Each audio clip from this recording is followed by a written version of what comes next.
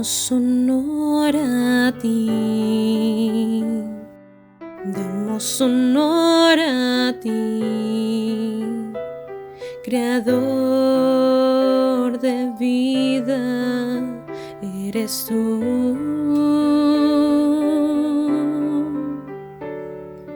Damos honor a ti, damos honor a ti, porque no hay otro Dios como tú. Rey de reyes, admirable, eres el principio, el fin, soberano y sublime, eres nuestro Salvador.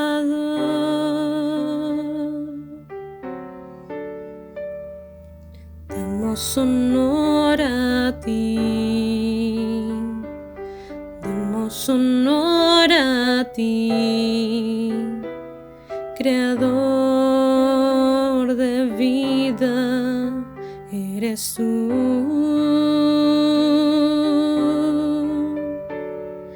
Damos honor a ti, damos honor a ti, porque no hay otro Dios como tú.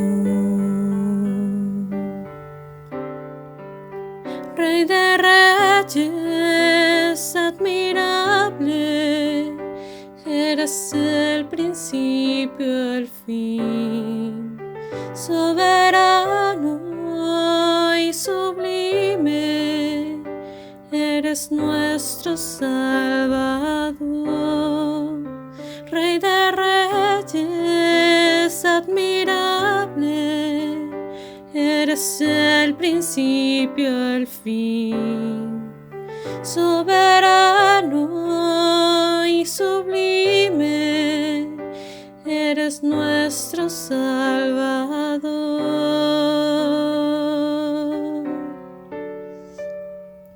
Damos honor a ti, damos honor a ti, porque no hay otro Dios como tú.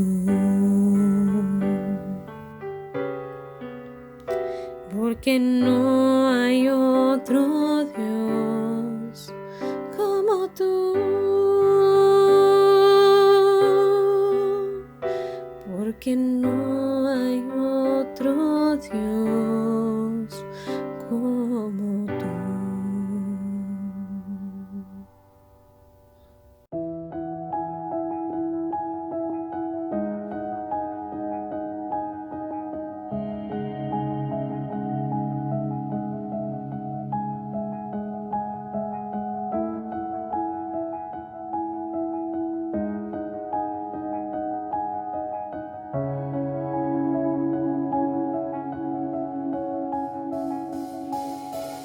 Buenos días, mis queridos hermanos.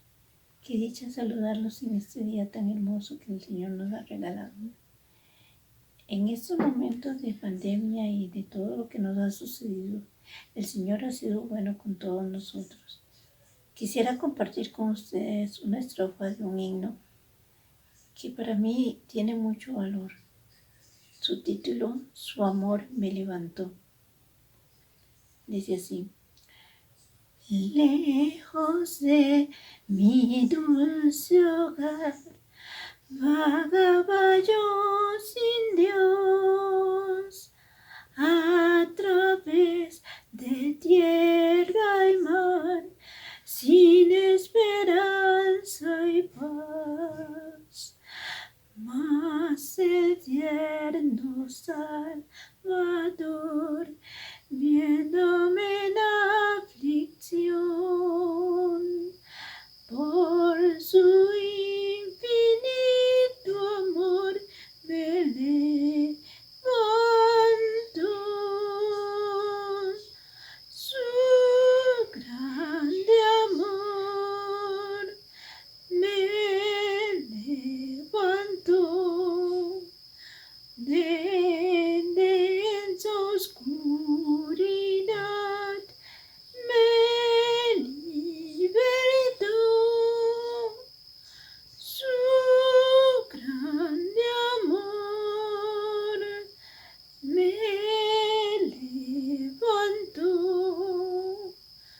de densa oscuridad me libertó. Muchas gracias, hermanos, bendiciones.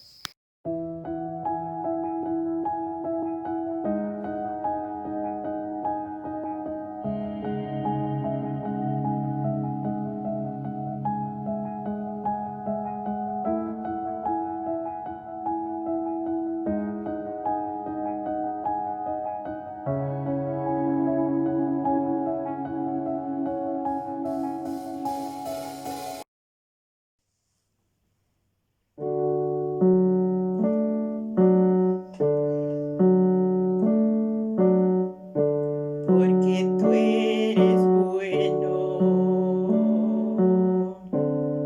porque para siempre tu misericordia es.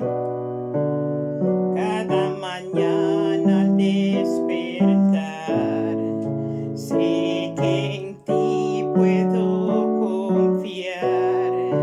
Me sostienes con tu gran fidelidad,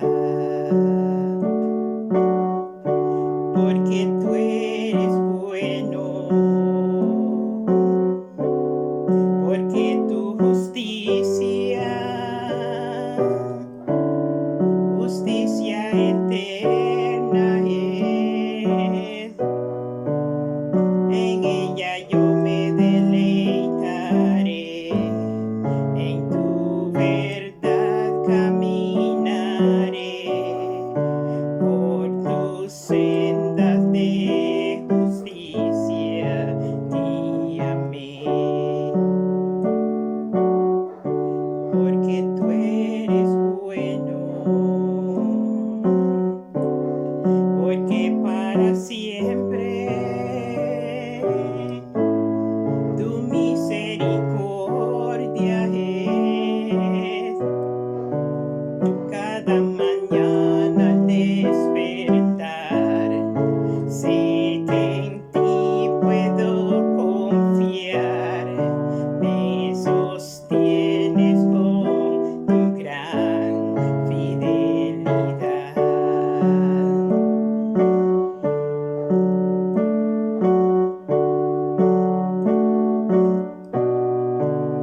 Cada mañana al despertar, sé que en ti puedo confiar.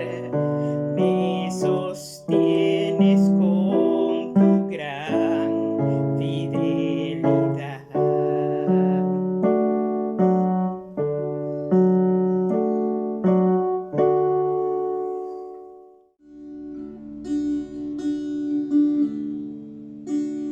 Cristo, yo te amo. Cristo, yo te amo. No hay nadie como tú.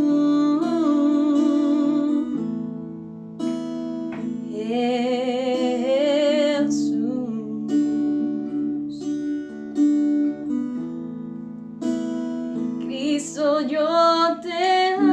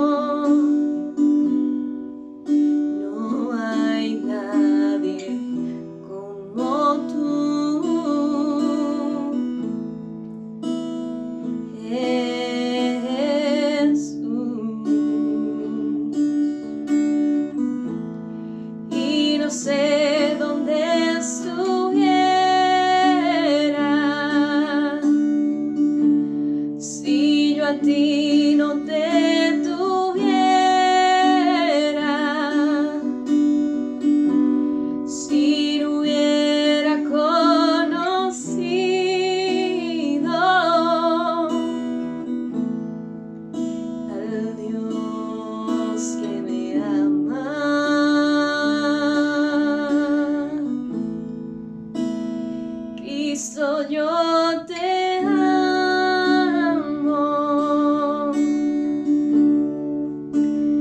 Cristo, yo te amo.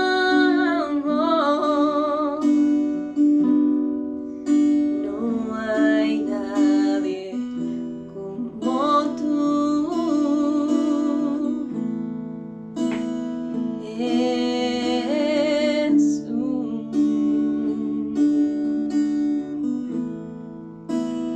Cristo, yo te amo.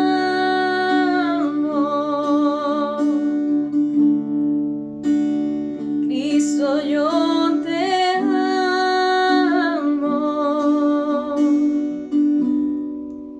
No hay nadie como tú.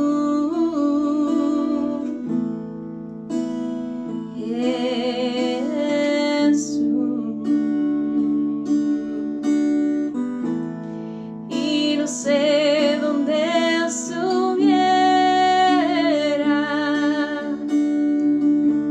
si yo a ti no te tuviera,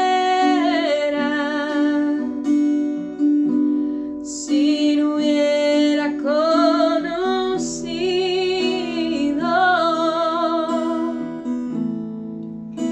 al Dios que me ama. Y no sé dónde estuviera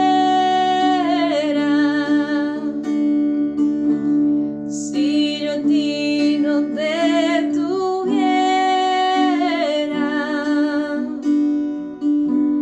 si no hubiera conocido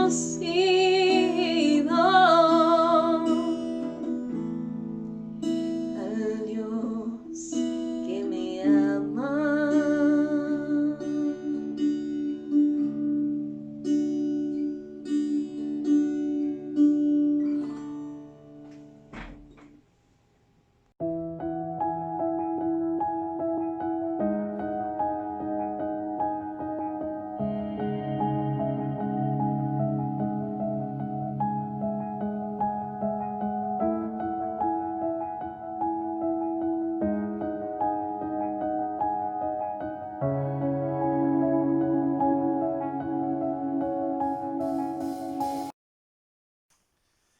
Bendiciones, mis queridos hermanos y hermanas. Damos gracias a Dios esta nueva oportunidad que nos permite el Señor de estar acá juntos y poder también estudiar su palabra.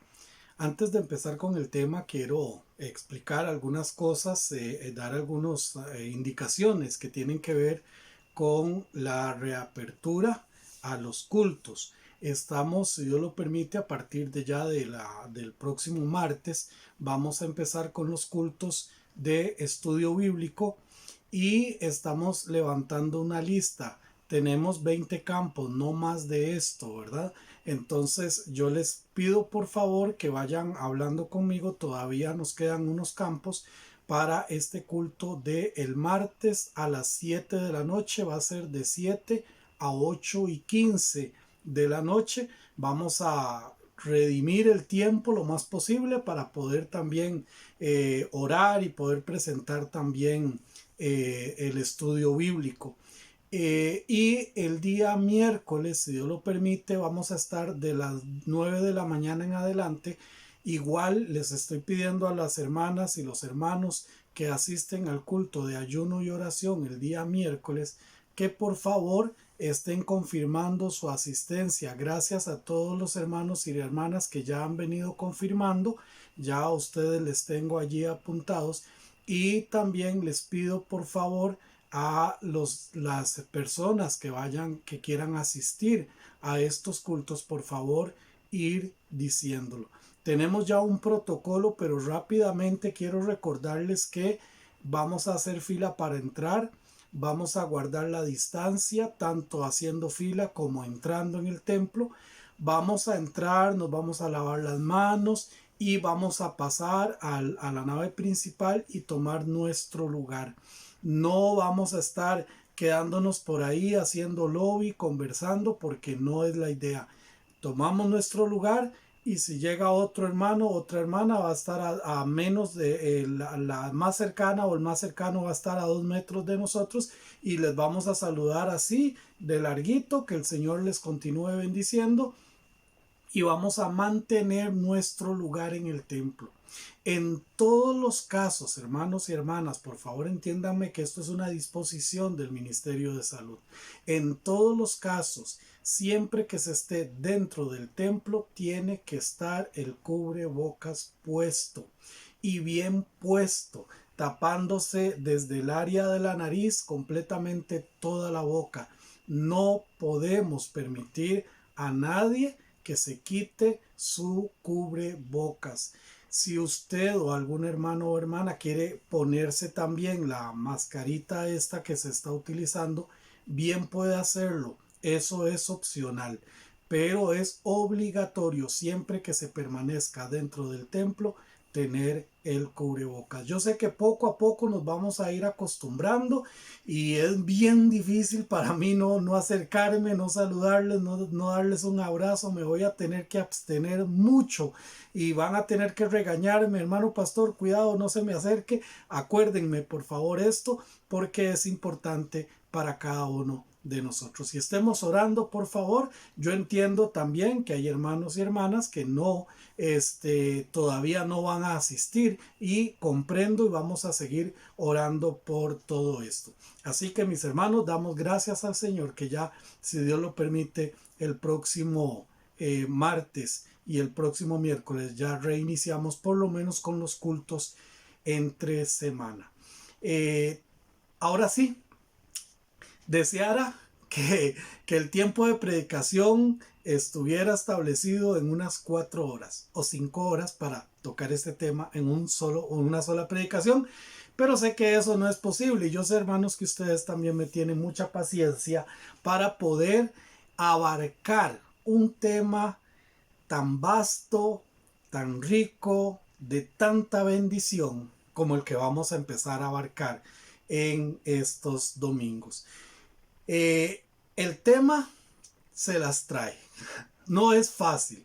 Algunos pastores prefieren invitar a otro pastor para que, hermano, vea, lo voy a llevar a la iglesia para que usted predique sobre este tema y ustedes me van a perdonar, hermanos, pero ustedes tienen un pastor que le encanta los temas conflictivos, así que yo no invito a nadie para que toque el tema del diezmo. Yo lo toco, lo enseño en la iglesia, porque es mi obligación como pastor y como siervo del Señor poder verdaderamente instruir a la iglesia en temas tan serios, tan enredados, que algunos lo han enredado, como es el asunto de diezmar.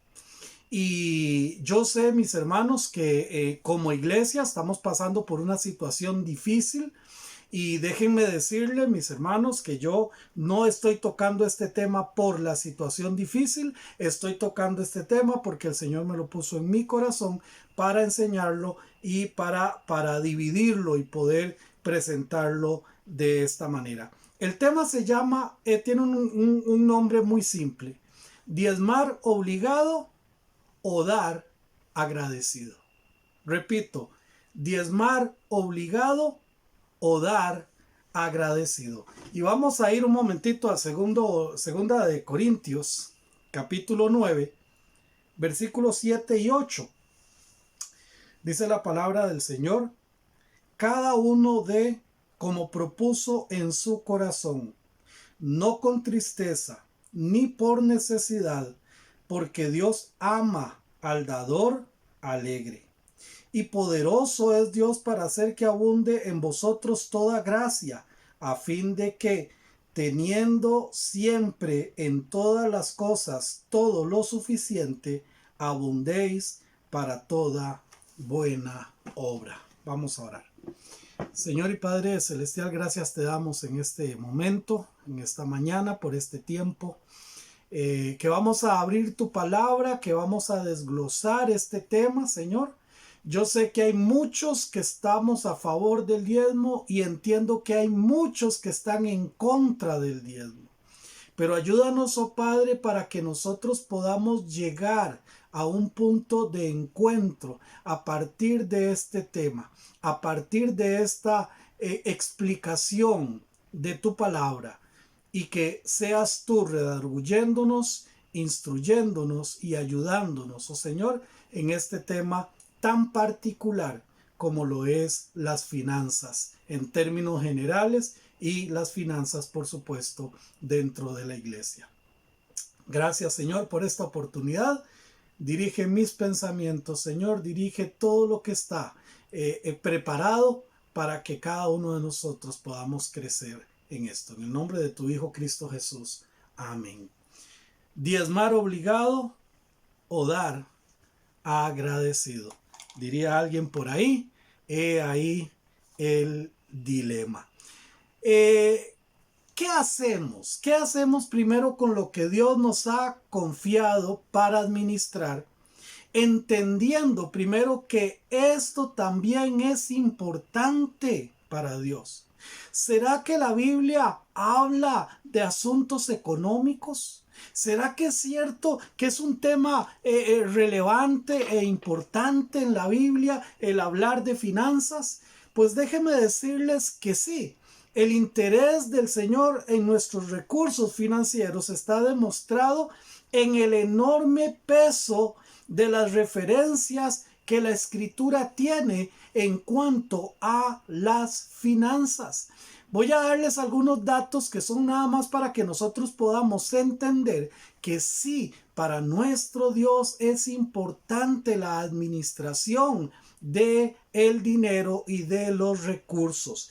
Por ejemplo, para que tengamos una idea, Jesús habló de dinero más veces de las que habló sobre el cielo o el infierno. Habló más de finanzas de lo que habló del cielo o de lo que habló del infierno. La Biblia contiene 500 versículos sobre la oración. 500 versículos. Tiene un poquito menos de 500 versículos que hablan acerca de la fe. Pero la Biblia tiene más de 2350 versículos que están relacionados con el tema del dinero y con el tema de las posesiones.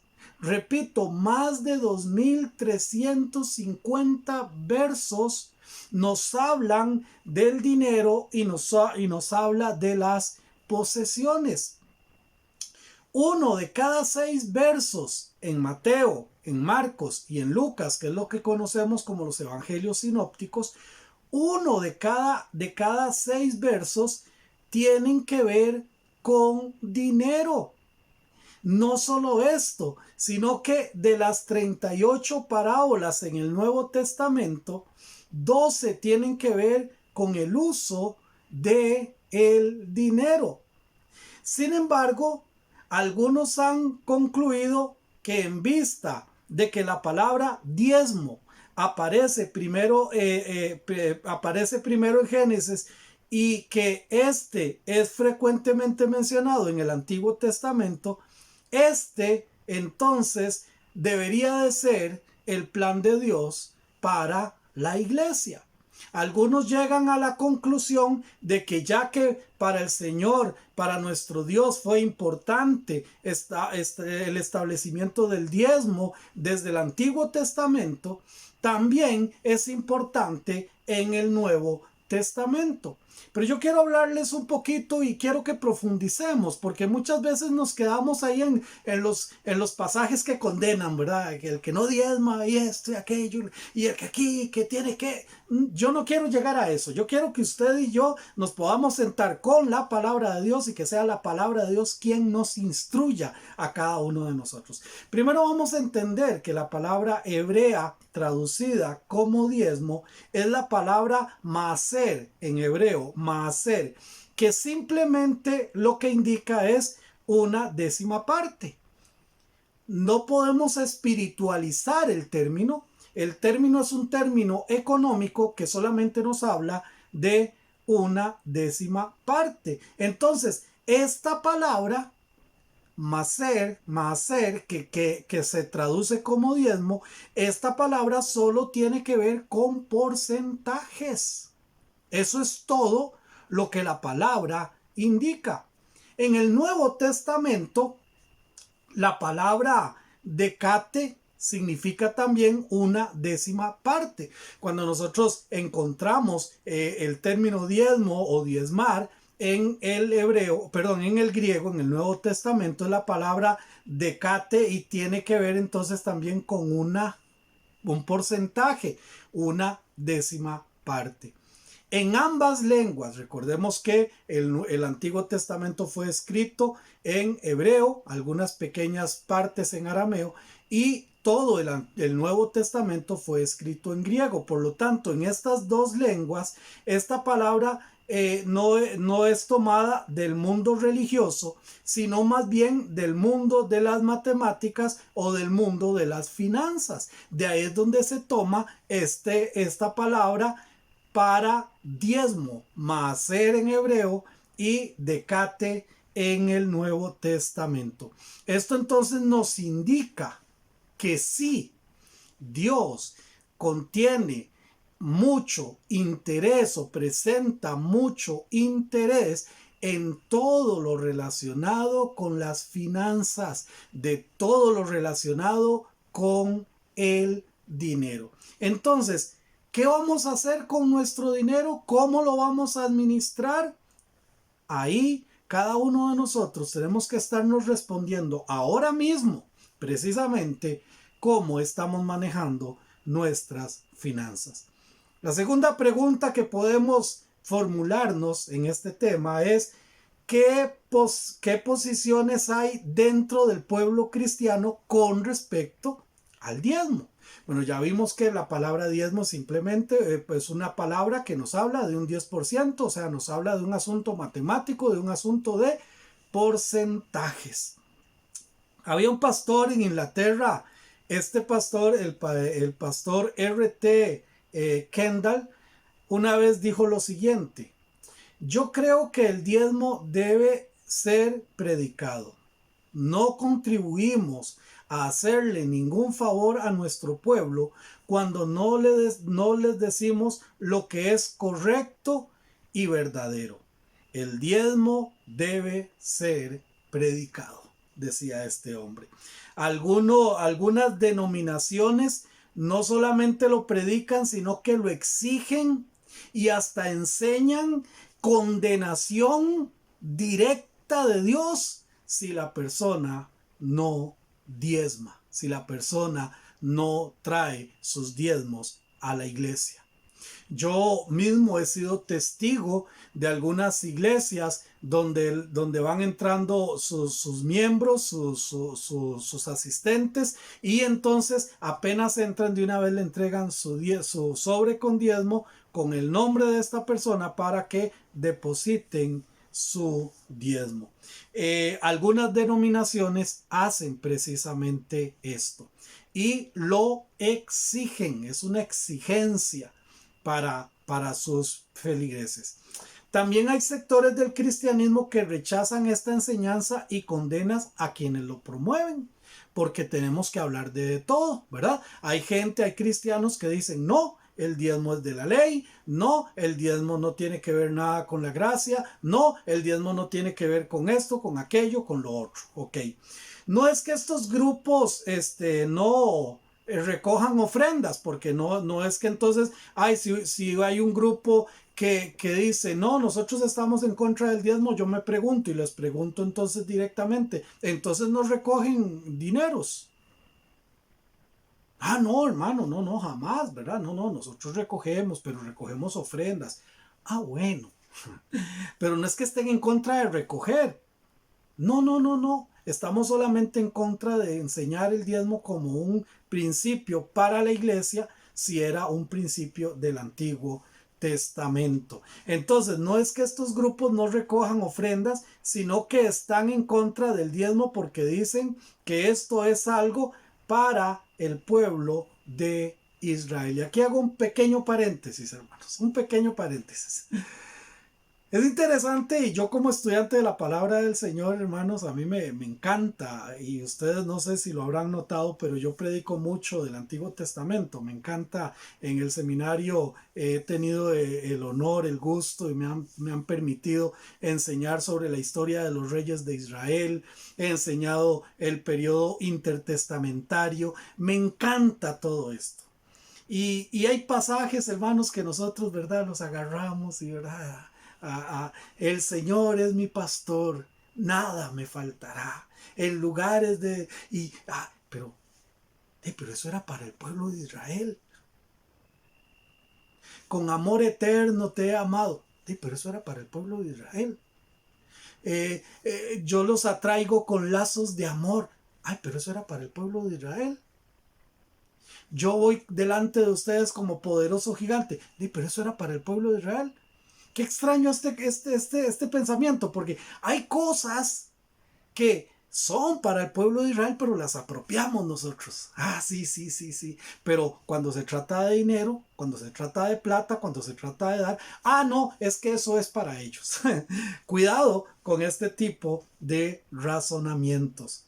En lo que todos están de acuerdo, los que estén a favor del diezmo, los que estamos a favor del diezmo y los que están en contra del diezmo, tenemos un punto en el cual estamos completamente de acuerdo. Y es en lo siguiente: el dar en la iglesia es un asunto de cada hijo de Dios, en primer lugar. Y yo les he dicho claramente, mis hermanos, y hemos enseñado esto, y lo digo claramente porque es mi caso personal de mi familia, y en esto perdonen que hable de mi familia, pero es a la que mejor conozco, ¿verdad? Tenemos mi padre de más de 80 años, 86 creo, y me perdonan mis hermanos si están escuchando, mis hermanos en la carne están escuchando y me equivoco con la edad de mi papá, perdónenme, ahí después me regañan. El punto es que mi papá, aunque tiene su pensión, él es viudo y aunque un hermano vive con su familia con él y mi única hermana, mi hermanita Marjorie, ella está con él todo el día. Si mi papá llega a tener alguna necesidad, a los que va a acudir es a sus hijos. Él no tiene por qué ir a acudir donde el vecino. Él no tiene por qué ir a acudir a donde algún primo o donde su única hermana o donde su única cuñada. No, él tiene sus hijos. Y mis hermanos, este tema, y yo quiero que me entiendan, hermanitos y hermanitas, este tema es para todos los que nos sentimos hijos de Dios. Y si todavía queremos interiorizarlo más, los asuntos económicos de la Asociación Primera Iglesia Bautista de Cartago deberían de ser solucionados por los miembros de la Asociación Primera Iglesia Bautista de Cartago, porque si estamos ahí es porque nos interesa lo que ahí pasa.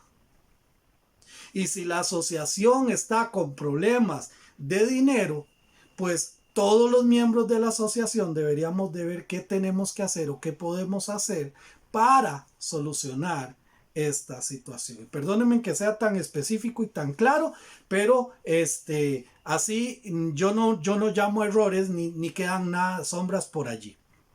Entonces en eso estamos de acuerdo todos, los que están a favor del diezmo y los que están en contra del diezmo. También sigue siendo necesario el dinero. Esta es la segunda cosa en la que estamos de acuerdo, en que el dinero sigue siendo un asunto necesario para cumplir las obligaciones de las iglesias. Todas las iglesias, todos los pastores que están en contra del diezmo porque dicen que eso es de la ley, sus iglesias tienen también necesidades. Y los que estamos a favor del diezmo, nuestras iglesias también tienen necesidades.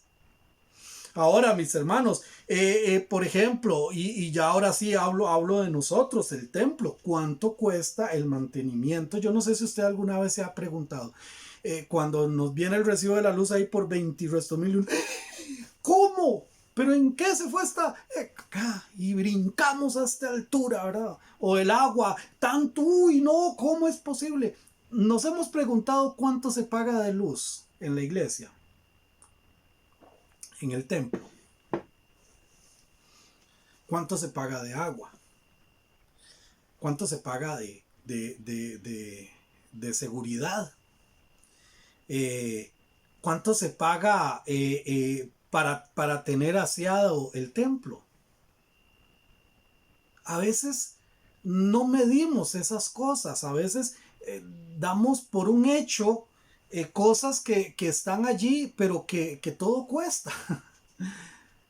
Y no quiero sonar a cochinito, ¿verdad, hermanos? Perdónenme, discúlpenme, pero aún hasta el alcohol en gel, imagínense lo que cuesta una botellita, ahora imagínense tener una en cada clase.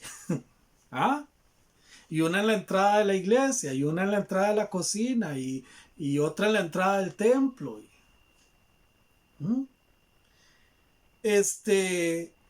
El pago del personal en nuestra iglesia, pago de limpieza, cuidado de las instalaciones, claro, el sueldo del pastor y de otros que estamos ahí.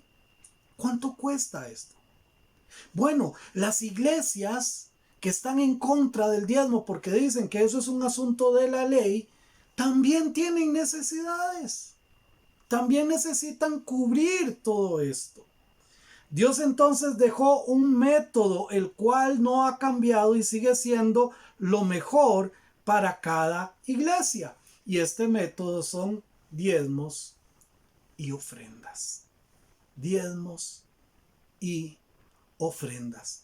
Una perspectiva bíblica sana concerniente a estos dos aspectos del dar nos ayuda para entender la importancia de los recursos dentro de la iglesia por medio de una mayordomía sana y bien administrada de cada uno de los miembros de la iglesia.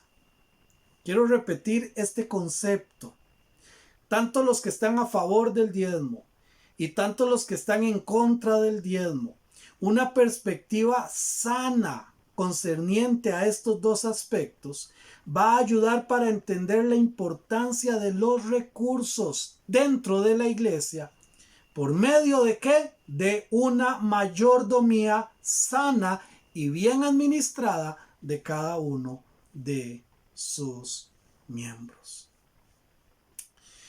Como deseara que ese reloj se paralizara, pero bueno, no es así.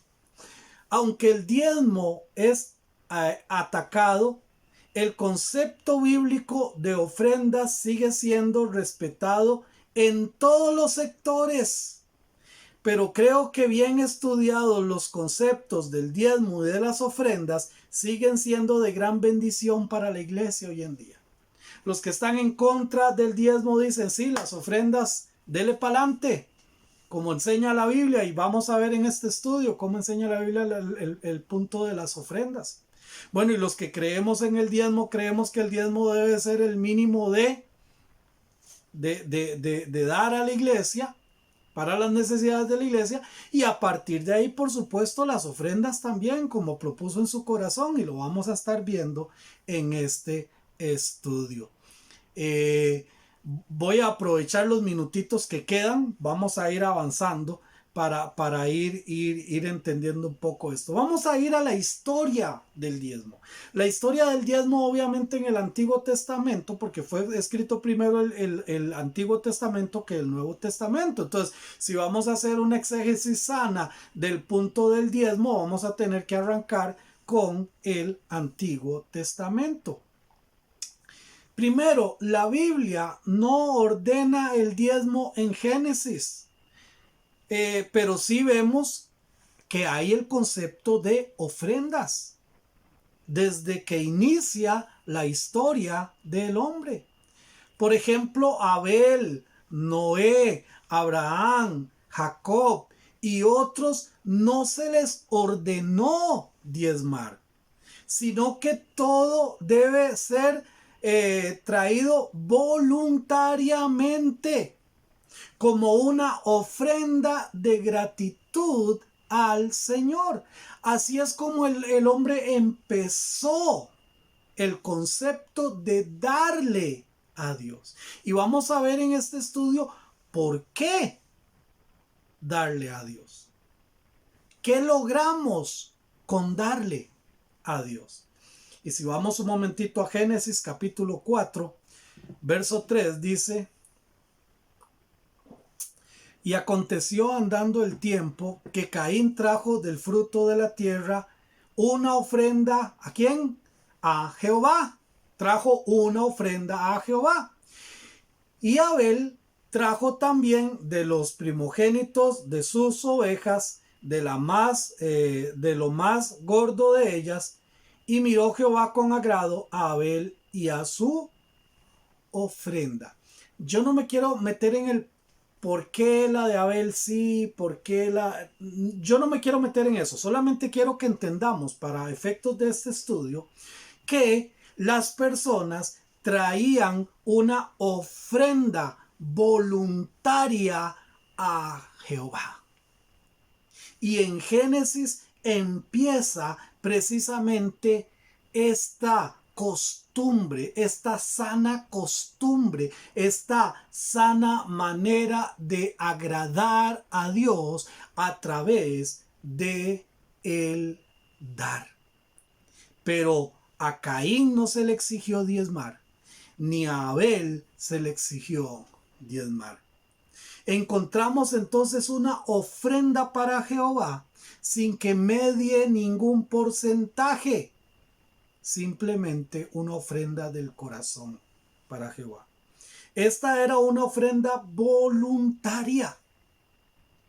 En este punto no había un mandamiento para ofrendar, no había un porcentaje para dar, no había algún requerimiento que obligara a el ser humano a traerle a Jehová una ofrenda o alguna cantidad, alguna frecuencia concerniente a esta ofrenda. No había nada de esto.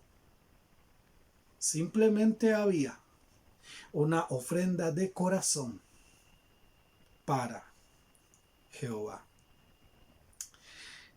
Quisiera quedarme más aquí, pero no podemos. Vamos a Génesis capítulo 8, versículo 15.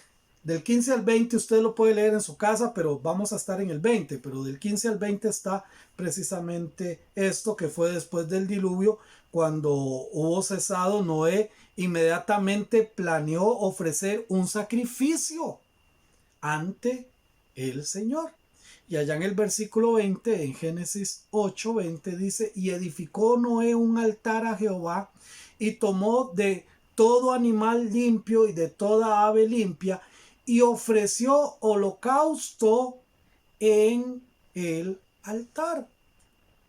Noé ofreció una ofrenda voluntaria, espontánea, libre, que brota de un corazón agradecido, en el caso de Noé, porque era él y su familia los que se habían salvado de la destrucción en el diluvio. Pero pregunto de nuevo, ¿había alguna medida? ¿Había algún mandamiento? ¿Estaba requerido algún porcentaje delante de Dios? No. Entonces, desde el principio de la historia bíblica, los sacrificios voluntarios parecen ser por el patrón de dar para los hijos de Dios. Dar porque Él es Dios. Dar porque Él nos cuida. Dar porque Él provee. Dar porque le amamos. Dar porque estamos interesados en el reino de Dios. ¿Qué era lo que motivaba estas ofrendas y estos sacrificios? ¿Qué era lo que los llevaba a ellos a realizar estas ofrendas y estos sacrificios? Lo que mediaba era un corazón agradecido a Dios por sus bendiciones. Un corazón agradecido a Dios por sus bendiciones. Lo que mediaba también es un acto de reconocimiento por su favor, por su cuidado y por su dedicación. Era un acto de reconocer delante de Dios, de reconocer a Dios como su proveedor, como su cuidador, como quien le sostuvo. Y para esto no hay porcentaje. Y para esto no se necesita un mandato. En el Antiguo Testamento se reconocía el poderío de Dios y las bendiciones de Dios, como hoy en el 2020 reconocemos también. Que Él nos guía, que Él nos cuida, que Él nos guarda. Y que su obra debe de ser hecha y debe de seguir adelante a través, sí, de el dinero que se puede recaudar por medio de diezmos y por medios de ofrendas. ¿Qué pasaría? Ya estoy terminando, no se asusten, no voy a seguir con el otro punto. ¿Qué pasaría si este estudio terminara aquí, como lo estamos cerrando en esta mañana? ¿Tendríamos nosotros razones para dar? ¿Tendríamos razones para ofrendar a Dios? ¿Habrían motivos para tener un corazón agradecido por su cuidado, por su favor y por su bendición? ¿O necesitamos que nos obliguen con porcentajes, con medidas, con esto y con lo otro para esto? Yo creo que no. Yo creo que no. La próxima semana vamos a ver ya la primera vez que aparece el término hebreo para un porcentaje, que es el diezmo. Pero mi hermano y mi hermana, quiero hablar a su corazón. Yo sé que Dios nos ha bendecido a todos. Y yo también entiendo que hoy por hoy Costa Rica y nosotros, hermanos, estamos viviendo en una situación económica muy difícil. Yo lo sé. Pero ¿saben quién más lo sabe? El Señor lo sabe. Y el Señor sabe, hermanos, porque Él no se fija en la cantidad. Él no se fija en los porcentajes. Él se fija en un corazón agradecido, que a través de el dar está reconociendo que es Dios quien le está bendiciendo. Él se fija en un corazón agradecido que a través del dar le está diciendo a Él: Señor, gracias por tu cuidado. Y demos siempre la honra y la gloria a nuestro Dios por el cuidado que Él tiene. Porque dice su palabra que aunque nosotros somos infieles, Él permanece fiel a cada uno de nosotros. Vamos a terminar con una palabra de oración, hermanos, y espero que ustedes me acompañen en este estudio para poder tener claro: diezmar obligado o dar agradecido a Dios. Padre, te damos gracias. Gracias porque tú nos enseñas a través de tu palabra. Síguenos instruyendo, Señor. Permite que este tema pueda calar en nuestro corazón y permite que este tema pueda producir en nosotros cambios que quizás por una mala administración de nuestros recursos no hayamos podido, Señor, cumplir contigo con un corazón agradecido. Pero gracias, Señor, porque tú estás por encima de los porcentajes, porque tú estás por encima de la ley y nos dices: yo te cuido, yo te guardo, yo te instruyo, yo te bendigo, y solo espero que tú lo reconozcas.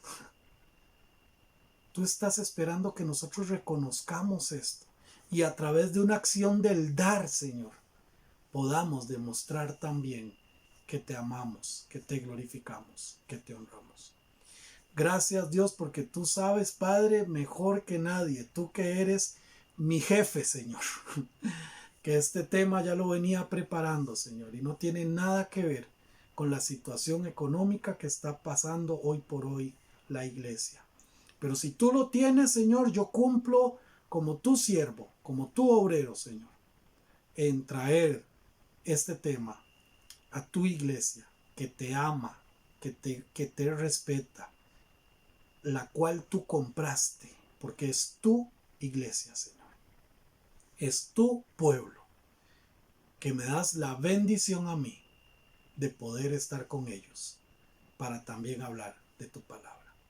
Gracias, Padre, en el nombre de tu Hijo Cristo Jesús. Amén.